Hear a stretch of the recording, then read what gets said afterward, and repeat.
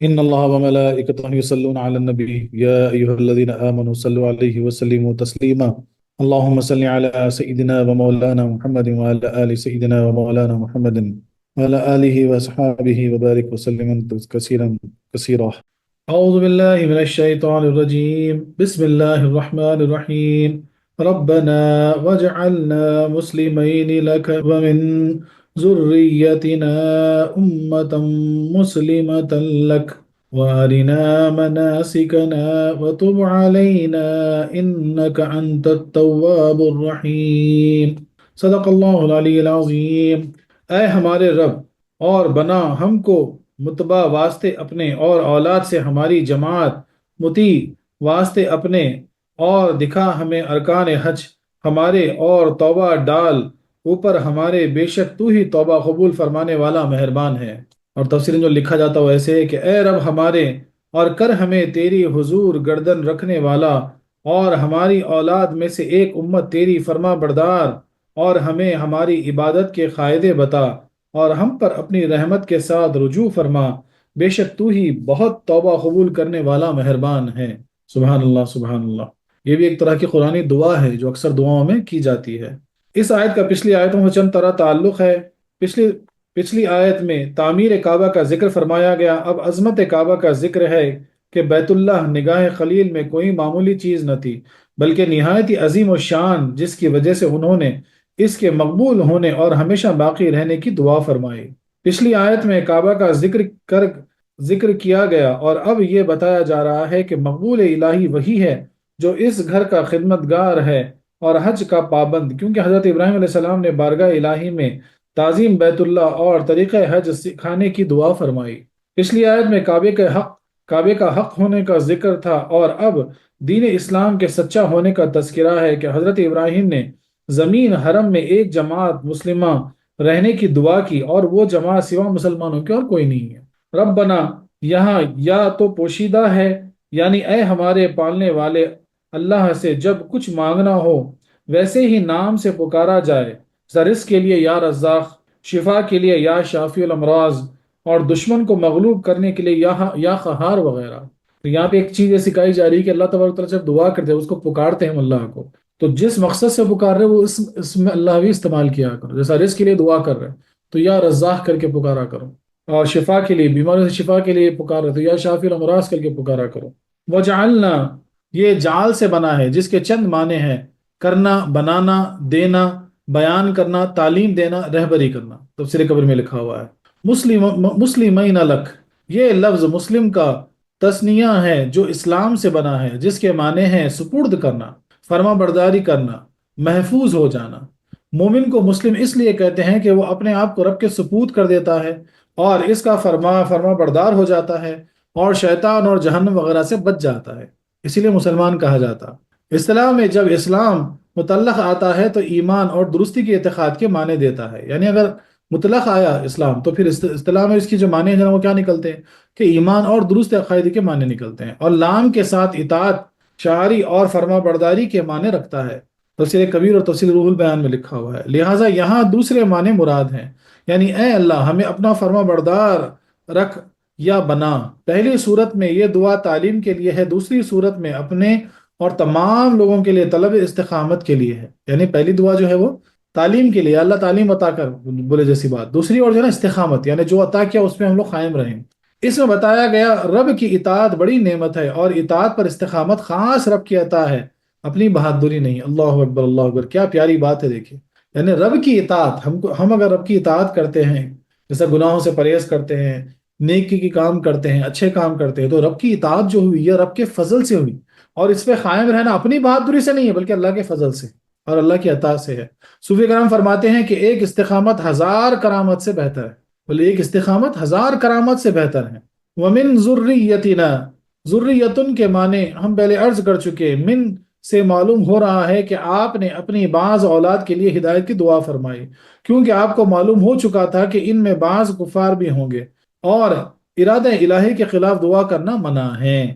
لفظ نا سے معلوم ہوا کہ یہاں وہ لوگ مراد ہیں جو حضرت ابراہیم و اسماعیل علیہ السلام دونوں کی اولادیں ہوں، یعنی بنی اسماعیل، لہٰذا یہ دعا بنی اسرائیل کے لیے نہیں ہے۔ یہ دعا بنی اسماعیل کے لیے ہے، اس لیے یہاں پہ نا استعمال ہوا۔ امتم مسلمۃ لک، امتن امن سے بنا ہے، بمانے اصل ماں کو اس لیے کہتے ہیں کہ وہ بچے کی اصل ہے، اور اصطلاح میں امت کو وہ جماعت ہے جو کسی ایک چیز میں با اختیار، بلا اختیار، یعنی با اختیار ہو بلا اختیار ہو جمع ہو، اس کو امت کہتے ہیں۔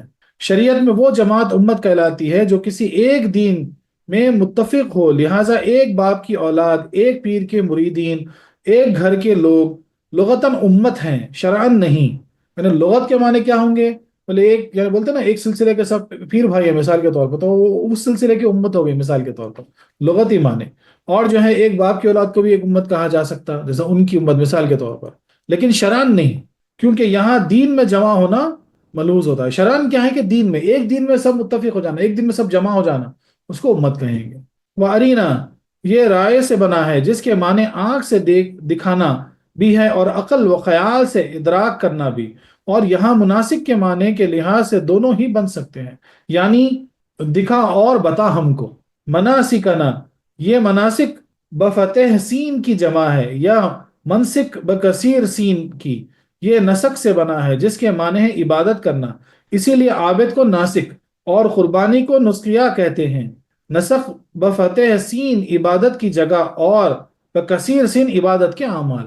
سبحان اللہ سبحان اللہ، یعنی اگر بفتح سین اگر لگائیں گے تو عبادت کی جگہ ہو جائے گی، اور اگر بکثیر سین لگائیں گے تو عبادت کے اعمال ہو جائیں گے۔ عرف میں زیادہ تر حج کے افعال و مقامات کو مناسک کہتے ہیں، یعنی خدایا ہمیں حج کے مقامات یعنی عرفات، مینا، مزدلفہ وغیرہ دکھا دے، یا حج میں کرنے کے احکام، احرام، تبدیلی، رمی وغیرہ بتا دے۔ یعنی سیدھی سیدھی بات یہ ہے کہ اللہ تعالیٰ سے یہ دعا ہو رہی ہے کہ حج کے احکام بتا دے، حج کے مقامات بتا دے۔ خیال رہے کہ جس کام سے رب کو راضی کیا جائے وہ عبادت ہے۔ عبادت تین طرح کی ہے، عبادت تین طرح کی ہے: عبادت نفسانی، عبادت شیطانی، اور عبادت رحمانی۔ دیکھو عبادت شیطانی بھی ہوتی بھائی، کیا تین طرح کی عبادت ہے، ایک ہے عبادت نفسانی، عبادت شیطانی، اور عبادت رحمانی۔ عبادت نفسانی یہ ہے کہ انسان اپنی عقل و رائے سے نیکیاں کرے، انبیاء کی تعلیم سے منہ موڑے رہے، جیسا کفار مشرکین کا صدقہ و خیرات وغیرہ کرنا۔ بولے اپنی عقل سے اچھے کام کر رہے لیکن انبیاء اکرام کی جو تعلیم ہے، جو شریعت ہے، جو دین ہے، اس سے دور ہے، جیسا کفار وغیرہ صدقہ خیرات وغیرہ کرتے، اس کی مثال دی گئی۔ پھر عبادت شیطانی یہ ہے کہ شیطان کی تعلیم سے عبادت کی جائے، جیسے مشرکین کا بت پرستی کرنا جس سے خدا کو راضی کرنا چاہتے ہیں۔ پہلی عبادت بیکار ہے، دوسری شرک، پہلی عبادت بیکار ہے، دوسری شرک ہے۔ عبادت شیطانی کیا ہے کہ مطلب شرک کرنا، کفر پرستی کرنا۔ اب اس میں صرف جو ہے نا جا کے جو ہے نا بتوں کے سامنے یعنی عبادت کرنا اور کفر کرنا وہ الگ چیز ہے، لیکن ہمیشہ دل میں جو ہے نا دنیاوی خواہشات پال کے رکھنا، خواہشات کے بت بنا کے رکھنا اور اسی پہ مر جانا، یہ بھی تو کفر ہوا، یہ بھی تو شرک ہے۔ اللہ اکبر، یہ ساری چیزیں عبادت شیطانی ہیں۔ عبادت رحمانی وہ ہے جو رب تعالیٰ کے بتانے سے کی جائے، رب تعالیٰ کا جو حکم ملا اور وہ ہم کرتے ہیں تو وہ عبادت رحمانی ہے۔ نماز پڑھنا عبادت رحمانی ہے، روزہ رکھنا عبادت رحمانی ہے، قرآن کی تلاوت کرنا عبادت رحمانی ہے، جھوٹ سے بچنا عبادت رحمانی ہے، حسد سے بچنا عبادت رحمانی ہے، بغض سے بچنا عبادت رحمانی ہے۔ سبحان اللہ سبحان اللہ۔ ارینا میں عرض کیا گیا مولا ہمیں عبادت تو سکھا، نفس و شیطان سے بچا۔ عبادت بھی سکھاؤ، نفس و شیطان سے بچا۔ خیال رہے انبیاء اکرام کو رب تعالیٰ تین طرح عبادت سکھاتا ہے: فطری طور پر، جیسا عیسیٰ علیہ السلام کو پیدا ہوتے ہی فرمایا اوصانی بالصلاۃ، الہامی طور پر تو پہلا کیا ہوا معلوم ہے؟ فطری طور پر، فطرت میں عبادت رہتی ان کے۔ دوسری چیز الہامی طور پر، خواب میں الہام ہو یا بیداری میں، جیسا حضرت خلیل نے خواب میں کے ذریعے قربانی معلوم فرمائی، یہ دوسری چیز ہو گئی خواب کے ذریعے۔ تیسری وحی، ظاہری طور پر حضرت خلیل نے ارینا فرما کر ان تینوں طریقوں کی طرف اشارہ فرما دیا کہ ہمیں دکھا دے، خواہ الہام سے، خواہ وحی وغیرہ سے۔ اور میرے مولا چونکہ حج بڑی مشکل چیز ہے، اگر آئندہ ہم حاجیوں سے کوئی خطا ہو جایا کرے تو تب علینا و تب علینا، تو ہماری توبہ قبول فرمائے، توبہ کی توفیق دینا یا ہم پر کرم سے رجوع فرمانا۔ خیال رہے کہ عبداللہ ابن مسعود رضی اللہ عنہ کی قرات یہ ہے وَأَرِهِمْ مَنَاسِكَهُمْ وَتُبْ عَلَيْهِمْ، تفسیر کبیر۔ یہ قرات مشہور قرات گویا تفسیر ہے، لہٰذا اس پر کوئی اعتراض نہیں، یعنی وہ ہم پڑھ دیے وہاں پہ نا، سب کو ملا لی۔ اللہ ہم سے اگر کوئی حج کے ارکان ادا کرنے میں کوئی غلطی ہو جائے، کوئی کمی پیشی ہو جائے تو بولے ہم سب کو معاف فرما، ہماری توبہ قبول فرما۔ انک انت التواب الرحیم، تو ہی بار بار اور بہت توبہ قبول فرمانے والا ہے۔ خیال رہے کہ توبہ کے معنی ہے رجوع کرنا، بندے کی توبہ گناہوں سے اور رب کی توبہ غضب سے رجوع کرنا ہے، اس لیے تواب رب کی بھی صفت ہے اور بندے کی بھی۔ سبحان اللہ سبحان اللہ، دیکھیں رب کی صفت بھی تواب ہے، اور وہ کیا ہے؟ غضب سے رجوع کرنا۔ اللہ اکبر اللہ اکبر۔ خلاصہ تفسیر، ابراہیم علیہ السلام نے فراست سے معلوم کر لیا، یعنی اپنی فراست سے، اپنے وہم سے، اپنے جو ہے نا ذہن سے معلوم کر لیا کہ اس تقریب اور تعمیر کعبہ کے رنگ میں کوئی دوسری دنیا ظاہر ہو گئی، اور عشق اپنے نئے کرشمے دکھائے گا۔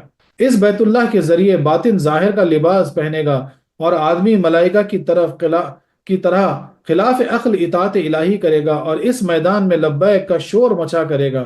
چونکہ تعمیر کعبہ ہم سے کرائی گئی ہے، لہٰذا معلوم ہوتا ہے کہ اس کا سہرا ہمارے سر رہے گا۔ پس آپ نے خوش ہو کر سب سے پہلے اپنے لیے اور پھر اپنی مسلم اولاد کے لیے چند دعائیں کی۔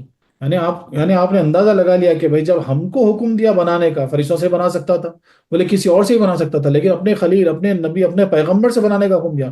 آپ سمجھ گئے، بولے یہ کچھ خاص چیز ہے، بولے یہاں خاص راز پوشیدہ ہے، بولے یہاں ہمیشہ لبیک کی صدائیں گونجیں گی، بولے یہاں پہ جو ہے نا لوگ خلاف عقل کام کریں گے، یعنی ایک عمارت کے اطراف گھومنا یہ خلاف عقل ہے، یہ عشق کا ترانہ ہے۔ بولے صفا مروہ کے بیچ میں دوڑنا خلاف عقل ہے، لیکن یہ عشق کروائے گا۔ تو بولے یہاں نئے نئے عشق کے منظر نظر آئیں گے، بولے یہاں دھوم مچے کی لبیک کی۔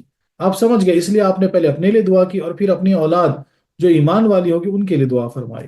عرض کیا مولا ہم دونوں کو ہمیشہ اپنا مطیع اور فرما بردار رکھنا، کہ تیرے احکام کے قبول کرنے میں کبھی حیل و حجت نہ کیا کریں، اور میری مسلم اولاد کو بھی اسی طرح اپنا مطیع اور فرما بردار بنانا، تاکہ حج کے ارکان ادا کرنے میں عقلی اعتراضات نہ کیا کریں، اس لیے کہ حج میں عقل کے مخالفت اور عشق کی پیروی ہے۔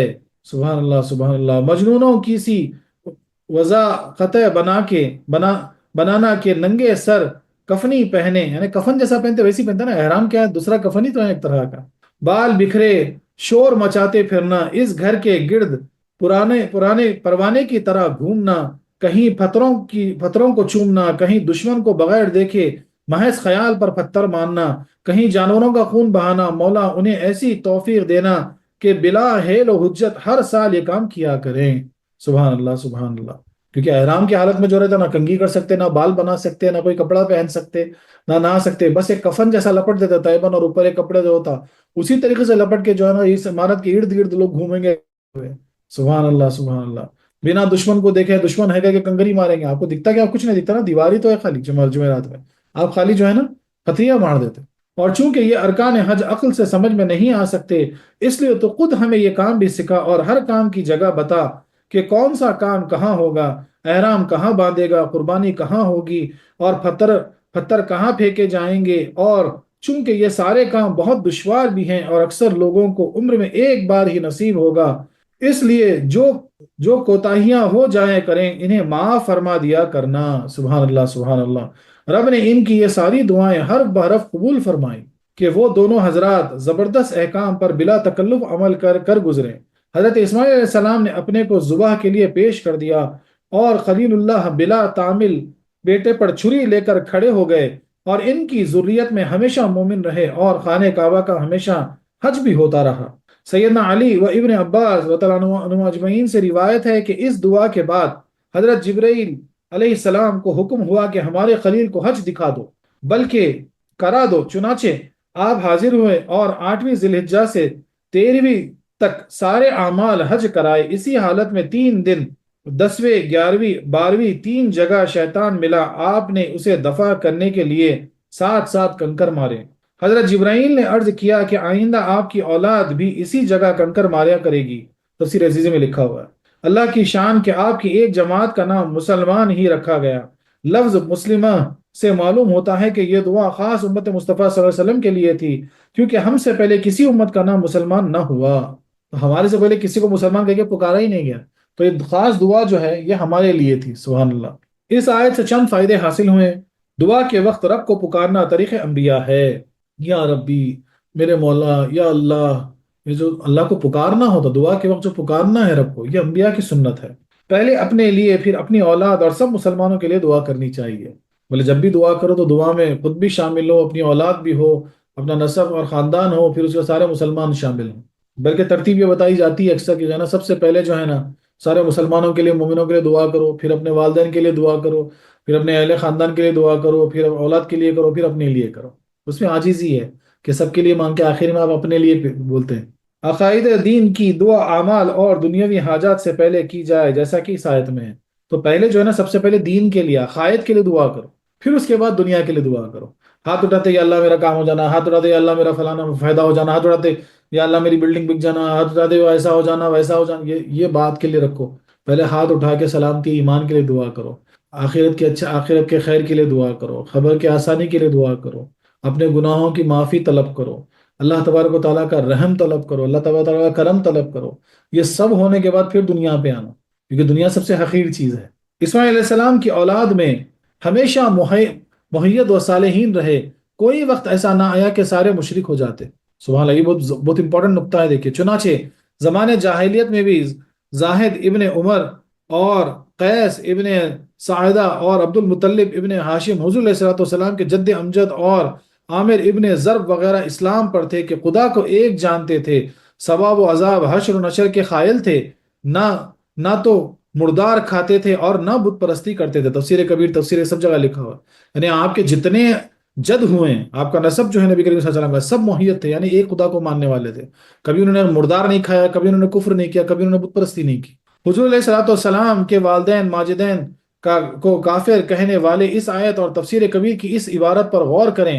اگر حضور علیہ السلام سے پہلے سارے نبی اسماعیل مشرک ہو گئے تو لازم آتا کہ حضرت خلیل کی یہ دعا قبول نہ ہوئی۔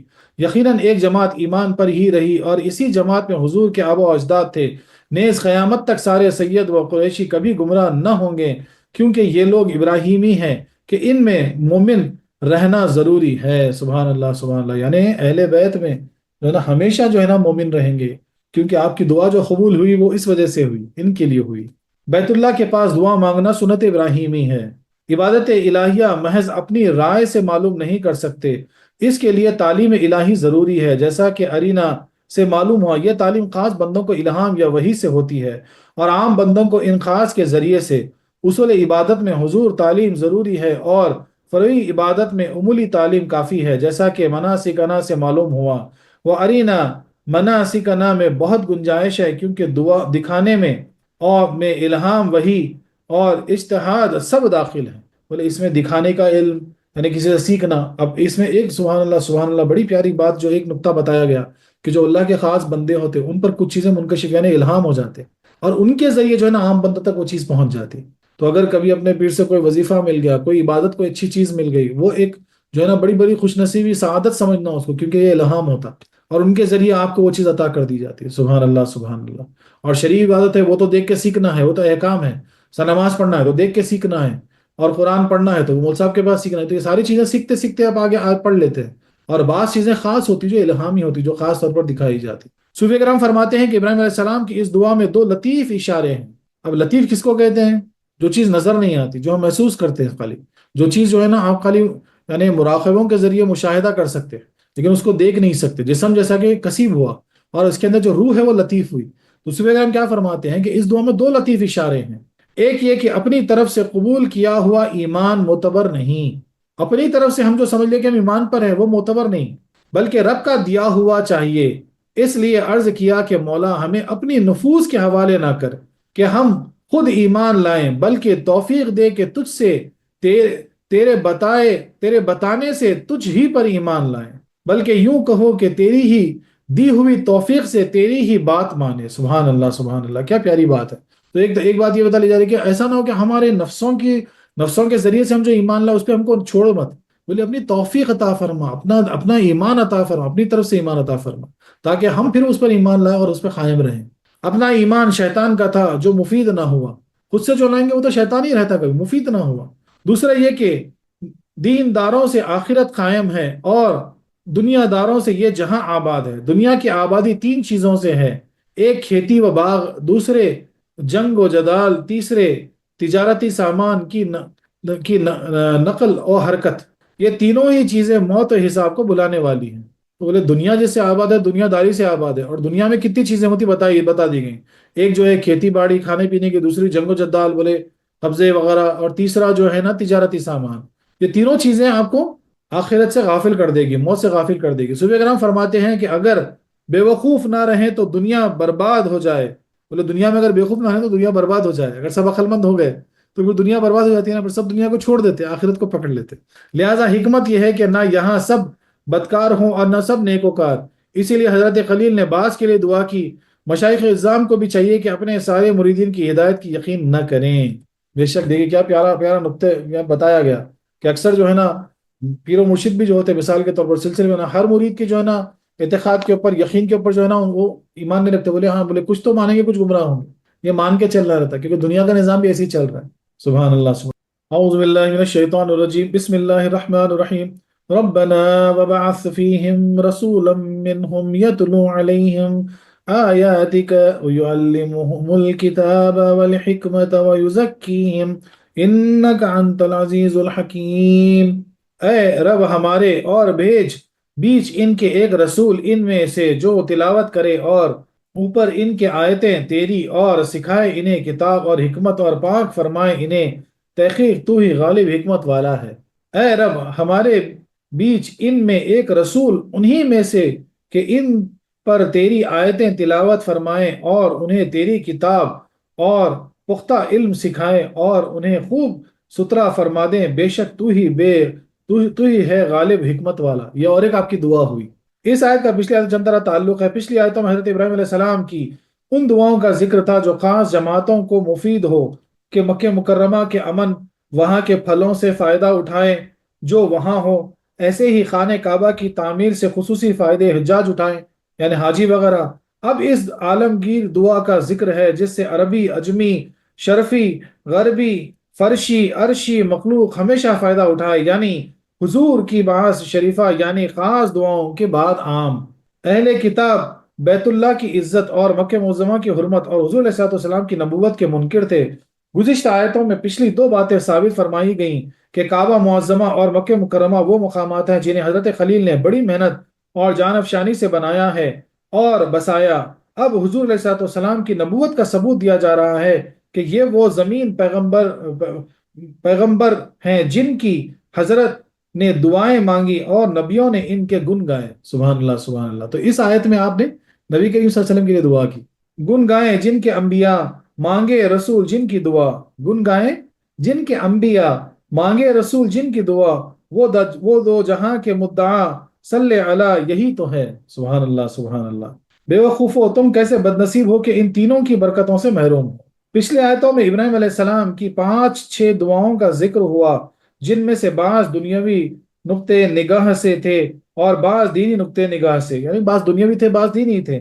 اب ان کی اس دعا جامع کا ذکر ہے جس میں دین و دنیا دونوں ہیں، یعنی حضور صلی اللہ علیہ وسلم کا بھیجنا۔ پچھلی آیتوں میں بتایا گیا کہ ابراہیم علیہ السلام نے ارکان حج بتانے کی دعا کی۔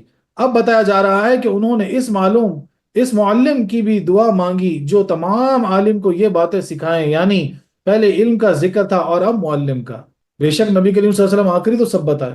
پچھلی آیت میں بتایا گیا کہ قدر اللہ نے امت مسلمہ کی دعا، اب بتایا جا رہا ہے کہ انہوں نے اس کی بھی دعا فرمائی جس سے یہ جماعت قائم رہے، یعنی پہلے مقتدیوں کا ذکر ہوا اب مقتدا کا۔ سبحان اللہ سبحان اللہ۔ ربنا اگر یہ دعائیں علیحدہ وقتوں میں مانگی گئی ہیں تب تو ہر دعا کے اول میں ربنا عرض کیا گیا، اور اگر ایک ہی وقت میں مانگی گئی تو ایک ہی دعا میں ربنا بار بار عرض کیا گیا تاکہ معلوم ہو کہ دعا میں بار بار رب کو پکارنا بہتر ہے۔ یعنی بولے اگر علیحدہ بھی کرے تو ربنا استعمال ہوتا، اور اگر ایک ساتھ بھی بار بار ربنا کہے تو بھی بہتر ہے، کیونکہ ایک دعا میں بار بار اللہ کو پکارنا بہتر ہے، رب کو پکارنا بہتر ہے۔ تو جتنے بار یا اللہ کہیں گے یا ربنا ربنا کہیں گے یا ربی ربی کہیں گے کوئی بات نہیں، یہ سب جو ہے نا قبول ہے، بہت اچھی چیز ہے۔ وبعث فیہم یہ بعث سے بنا ہے جس کے معنی ہیں اٹھانا یا بھیجنا، یہاں دونوں بھی بن سکتے ہیں۔ فیہم کی ضمیر یا تو مکے والوں کی طرف لوٹتی ہے یا امت مسلمہ کی طرف، مگر روح البیان اور تفسیر مدراک نے دوسری بات اختیار کی، یعنی اے مولا میری اولاد میں جو مسلمان جماعت ہو اس میں بھیجنا۔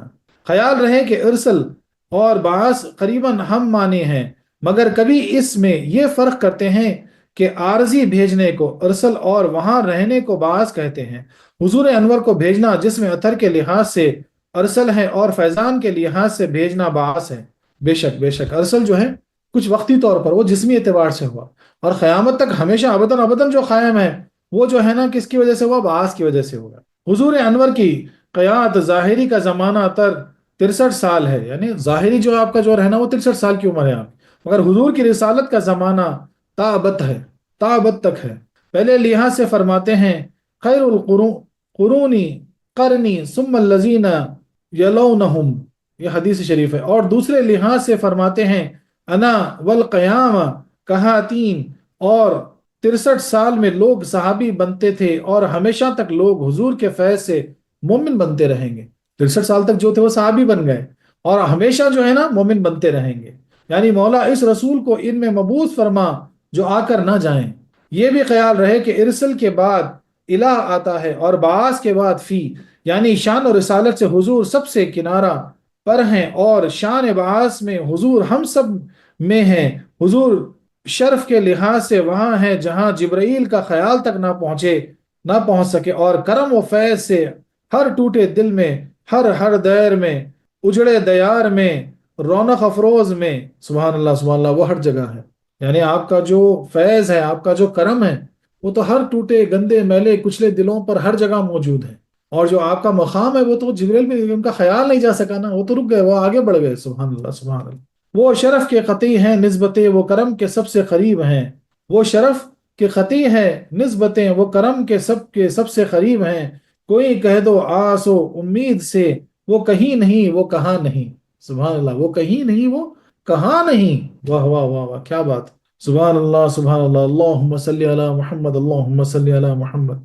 قیامت میں پہلے حضور کے شرف کا اظہار ہوگا، یہاں تک کہ تمام دنیا سدا سال ڈھونڈتی پھرے گی، نہ ملیں گے، پھر کرم جلوہ گری کے مجرموں کے میزان پر ہوں گے، پل صراط پر گرتوں کو سنبھال لیتے ہوئے ہوں گے، جیسے سورج چوتھے آسمان پر رہتا ہے مگر اس کی تجلی ہر جگہ رہتی ہے، اسی لیے نماز میں پڑھا جاتا ہے السلام علیکہ ایھا النبی، اس لیے یہاں فیہم فرمایا گیا۔ سبحان اللہ، کیا پیاری بات ہے، سورج تو چوتھے آسمان پر ہے، فیض ہر جگہ موجود ہے، ویسے اس لیے نماز میں آپ کیا بولتے ہیں؟ السلام علیکہ ایھا النبی۔ کس کو کہتے ہیں؟ جو حاضر و ناظر ہو، جو موجود ہو، اس کو السلام علیکہ ایھا النبی کہتے ہیں۔ سبحان اللہ، کیا پیاری بات۔ رسولاً، ایک رسول، نبی اور رسول میں بعض علماء اعتباری فرق کرتے ہیں، یعنی ایک ہی ذات کو رسول تو اس لیے کہتے ہیں کہ رب کا بھیجا ہوا ہے، اور نبی اس لیے کہ مخلوق کو خالق کی خبر دیتا ہے۔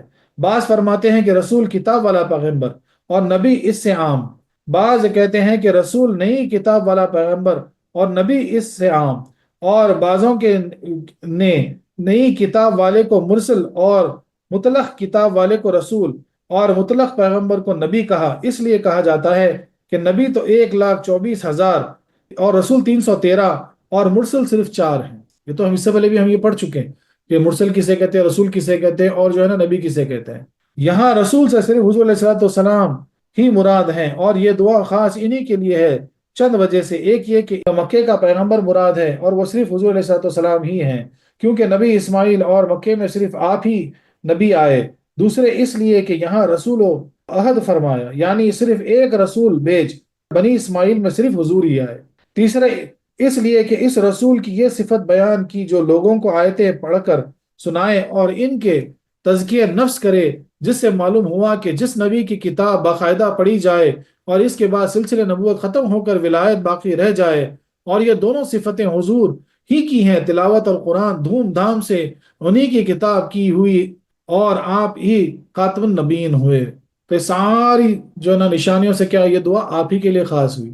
چوتھا اس لیے کہ رب تعالیٰ نے دوسری آیت میں حضور کی یہی صفت بیان فرمائی کہ فرمایا اذ بعث فیہم رسولا منہم یتلو علیہم آیاتہ ویزکیہم۔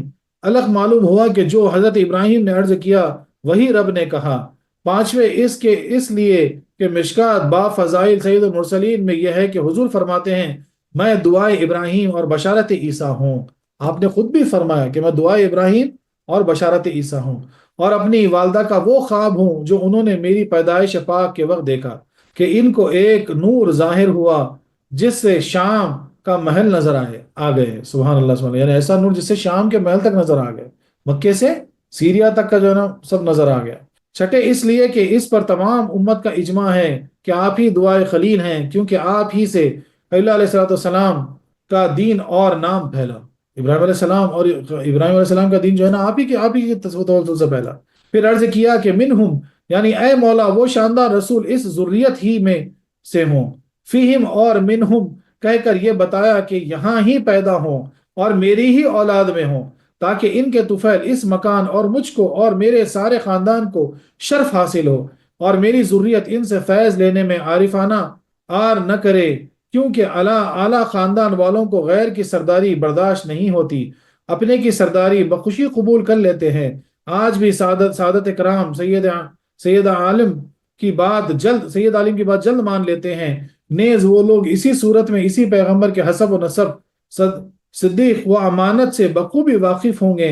نیز ہر شخص اپنی اولاد کی خیریت کا حریص ہوتا ہے۔ ابراہیم علیہ السلام نے بھی تمنا کی کہ نبی آخر الزماں کا فخر مجھ کو اور میری اولاد کو حاصل ہو، اور یہ پھول میرے ہی چمن میں کھلے۔ سبحان اللہ سبحان اللہ، یعنی کیا پیاری بات ہے۔ بولتے ہیں آج بھی جو ہے نا کئی سادات جو ہوتے ہیں، وہ اگر عالم سادات ہونا وہ جلدی مان لیتے، بولے اچھا یہ فلانے عالم بولے سادات ہے، اچھا اچھا ٹھیک ہے ایکسپٹڈ ہے، تو وہ نظریہ چلتا ہے۔ تو ہوتا کیا معلوم ہے، اکثر یہ لوگوں میں دیکھا گیا ہے کہ بھائی اپنے قبیلے کی بات، یعنی اپنے قبیلے کا کوئی اگر بڑا بولے نا فوری سن لیتے ہیں، تو اسی اعتبار سے بولے میری اولاد میں اور یہیں پر انہوں پیدا فرما، تاکہ جو ہے نا وہ سب پہ سرداری کرے اور وہ سب لوگ ان کی سرداری کو قبول کرے۔ پھر عرض کیا کہ یتلو علیہم آیات کا، ظاہر ہے کہ یہ کہ آیات سے مراد قرآنی آیتیں ہیں، کیونکہ تلاوت انہی کی ہوتی ہے، مگر رول بیان نے فرمایا کہ اس سے توحید اور رسالت کے دلائل مراد ہو سکتے ہیں، یعنی وہ رسول پہلا کلام یہ کرے کہ تیرے بندوں کو خاص کر میری ذریت کو قرآنی آیتیں اور ان کا پڑھانا سکھائیں، اور صرف پڑھا کر ہی نہیں چھوڑیں بلکہ وَيُعَلِّمُونَ الْكِتَابَ، انہیں اس کتاب کے معنی اور عالم ظاہری یعنی شریعت بھی سکھائے، کیونکہ بغیر مضامین کے صرف الفاظ یاد کرنا کافی نہیں۔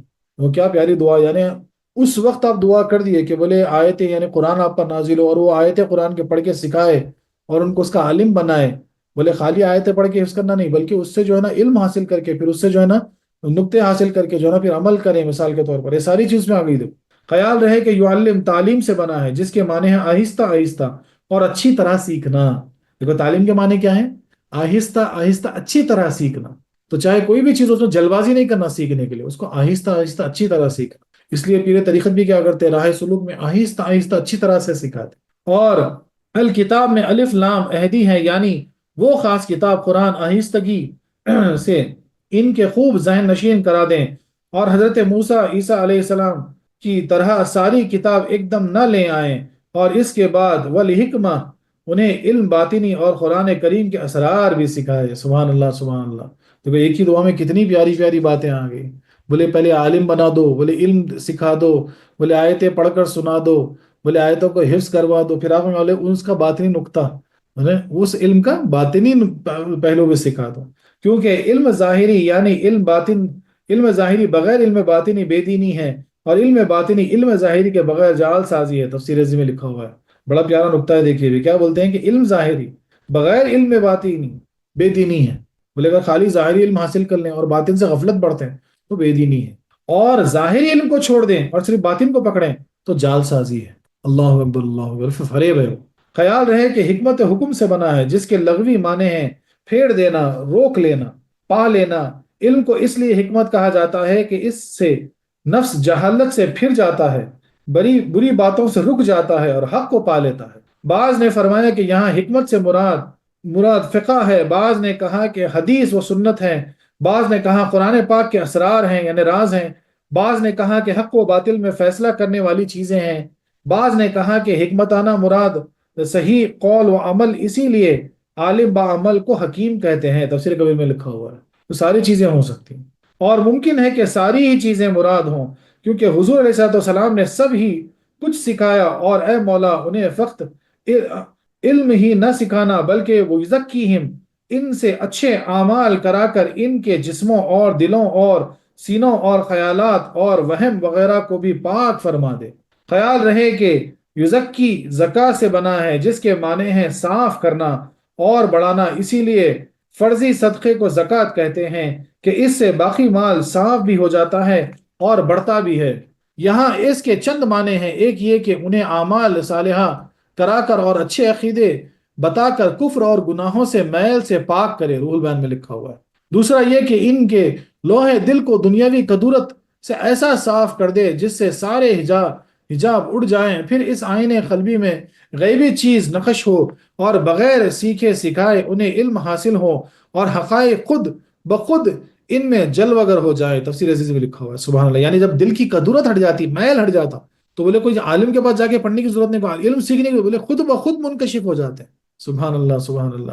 تیسرا یہ کہ قیامت کے دن وہ رسول تیری بارگاہ میں ان کی گواہ صفائی ہو، وَيَكُونَ الرَّسُولَ عَلَيْكُمْ شَهِيدًا۔ ابراہیم علیہ السلام کی اس ترتیب سے اس طرف اشارہ ہے کہ بندے آیت قرآنیہ تلاوت کر کے علم و حکمت سیکھ کر بھی پاک نہیں ہو سکتے جب تک کہ حضور کی نگاہ انہیں پاک نہ کرے، اسی لیے تلاوت وغیرہ کے بعد تزکیے کا ذکر فرمایا، اس تزکیے کو حضور پاک صلی اللہ علیہ وسلم کی طرف منسوب کیا۔ سبحان اللہ سبحان اللہ، کیا پیاری بات ہے۔ دیکھیں، خیال رہے کہ ظاہری پاکی تو طہارت اور قلبی پاکی تو طیب کہا جاتا ہے، یعنی ظاہری پاکی کو طہارت کہا جاتا ہے، ظاہری طور پہ آپ پاک ہیں تو آپ طہارت سے ہیں، اور قلبی پاکی کو طیب کہا گیا، طیب کہا جائے گا جو قلب کو پاک رکھتے ہیں، یعنی گندگی خیالات سے پاک کرتے ہیں، یعنی غیر جو ہے نا عورت کو نہیں دیکھتے، مثال کے طور پر گندگی کو نہیں دیکھتے، بری باتوں کو نہیں سنتے، برے کلام زبان پہ نہیں لاتے، اپنے سوچ و خیال کو ہمیشہ جو ہے نا مولا کی یاد میں جو ہے نا رکھتے ہیں، پاک و صاف رکھتے ہیں، تو پھر ان کے قلب طیب ہو جاتے ہیں۔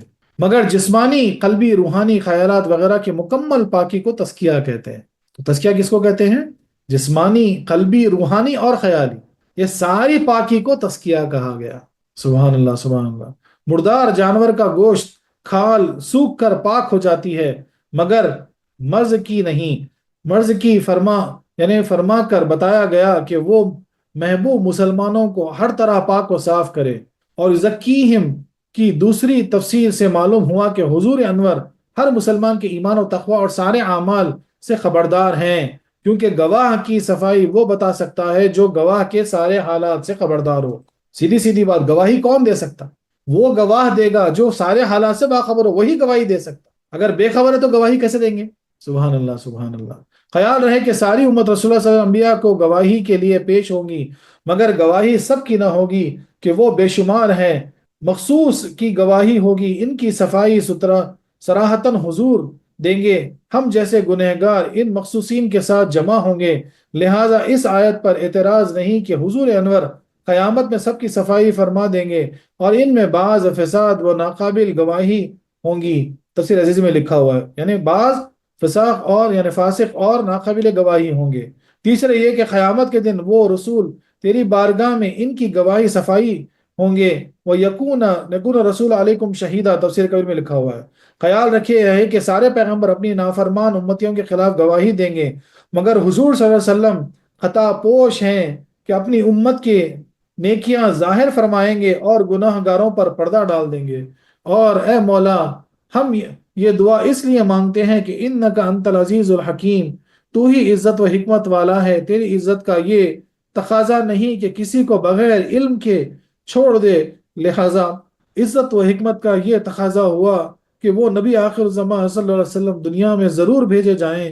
خیال رہے کہ عزیز عزت سے بنا جس کے معنی ہیں غلبہ اور انوکھا اور بے مثل ہونا، عزیز یعنی غالب اور بے مثل۔ سبحان اللہ سبحان اللہ۔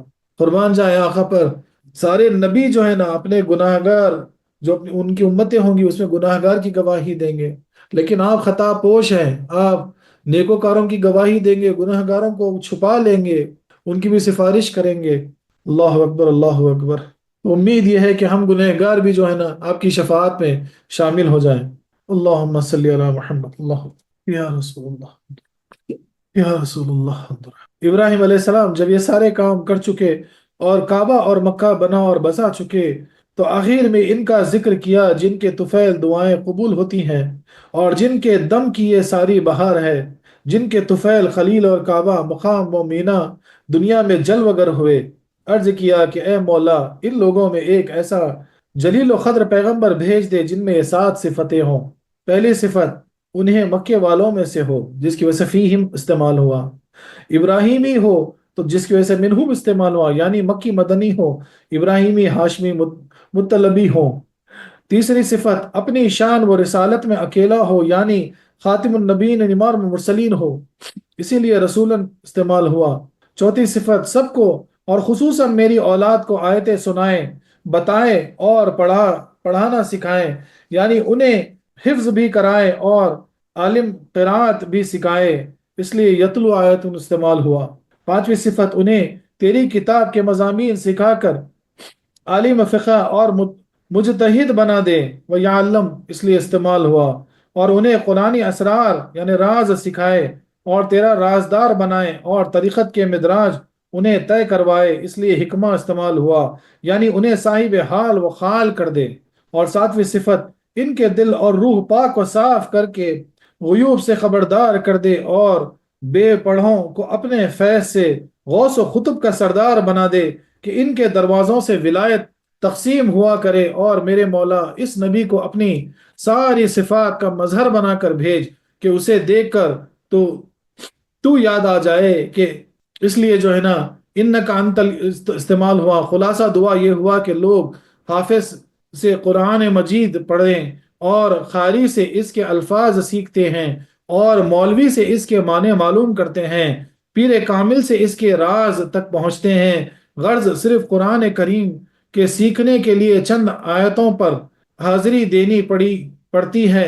ابراہیم علیہ السلام نے دعا کی کہ اے مولا وہ نبی آخر الزمان صلی اللہ علیہ وسلم تنہا یا سارے فیوز دیں، اس کی بارگاہ کا بیٹھنے والا کسی کے دروازے پر نہ جائے، بلکہ سارا جہاں اس کے غلاموں کے پاس آئے، اور وہ اپنے غلاموں کو حافظ، قاری، مجتہد، صوفی، فقیر، بادشاہ، قاضی سب کچھ بنا دے، بلکہ قرپوتی شرح اور قصدہ بردہ میں ہیں کہ بعض صحابہ وہ بھی ہیں جو اسلام لاتے ہی آن کی آن میں قاضی بن گئے، کوئی عالم بن گئے، کوئی حافظ بن گئے، کوئی قاری بن کر بھیج دیے گئے۔ سبحان اللہ سبحان اللہ۔ جو فلسفیوں سے حل نہ ہوا اور نکتہ داروں سے کھل نہ سکا، جو فلسفیوں سے حل نہ ہوا اور نکتہ داروں سے کھل نہ سکا، وہ راز ایک رحمت والے نے سمجھا دیا چند اشاروں میں۔ سبحان اللہ سبحان اللہ۔ وہ راز ایک رحمت والے نے سمجھا دیا چند اشاروں میں، یعنی جو فلسفیوں پہ نہیں کھل سکا، جو نکتہ داروں نے نہیں کھول سکا، بولے ایک آن میں، بولے کئی ایسے صحابی تھے جو آن کے آن میں قاری بن گئے، کئی ایسے صحابی تھے جو حافظ قرآن ہو گئے، کئی جو ہے نا قاری ہو گئے، کئی جو ہے نا عالم ہو گئے، کئی کچھ اور ہو گئے۔ سبحان اللہ سبحان اللہ۔